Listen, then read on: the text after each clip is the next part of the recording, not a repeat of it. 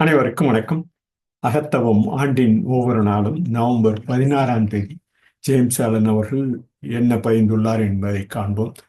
ஒரு சொல்லில் கூற வேண்டுமென்றால் நவம்பர் 16ஆம் தேதி அவர் பதித்த புக் ஆஃப் மெடிடேஷன் என்ற அந்த ஆங்கிலிலிருந்து தமிழாக்கமாக நாம் ஒரு சொல்லில் கூற வேண்டுமென்றால் தேடுபவர் என்று கூறலாம்.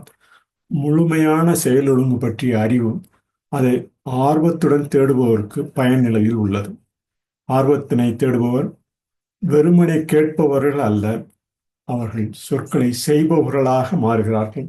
மேலும் அவர்கள் அறிவை பெறுகிறார்கள், அவர்கள் புரிதலை பெறுகிறார்கள், அவர்கள் ஞானத்தில் வளர்கிறார்கள். மேலும் அவர்கள் அகத்தின் அடிமைத்தளத்தில் இருந்து விடுதலையின் புகழ்பெற்ற வாழ்க்கையில் நுழைகிறார்கள் என கூறலாம். தமிழ் மொழியில் அவர் பதித்த ஆங்கில பதிவினை வாழ்வியல் வாழ்வியலில் தன் நினைவகத்தின் அழிவதை அறிந்து தெரித்திடு என பயந்துள்ளார்.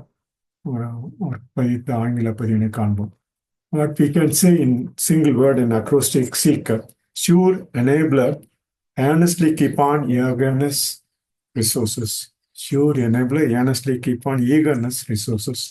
Perfection, which is knowledge of the perfect law, is ready for all who earnestly seek it. No longer merely hearers, no longer merely hearers.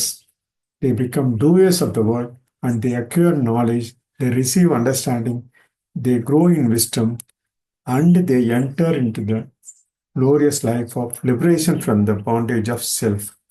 No longer merely hearers, they become doers of the word and they acquire knowledge and they receive understanding, they grow in wisdom, they enter into the glorious life of liberation from the bondage of self, adopt the life of self-arbitration என கூறி பதிந்த தமிழ் மொழியில் தமிழ் ஒரு சொல்லில் கூற வேண்டுமென்றால் தேடுபவர் என பதிந்து நவம்பர் 16ஆம் தேதி பதிவினை நிறைவு செய்கிறோம். நன்றி, வணக்கம்.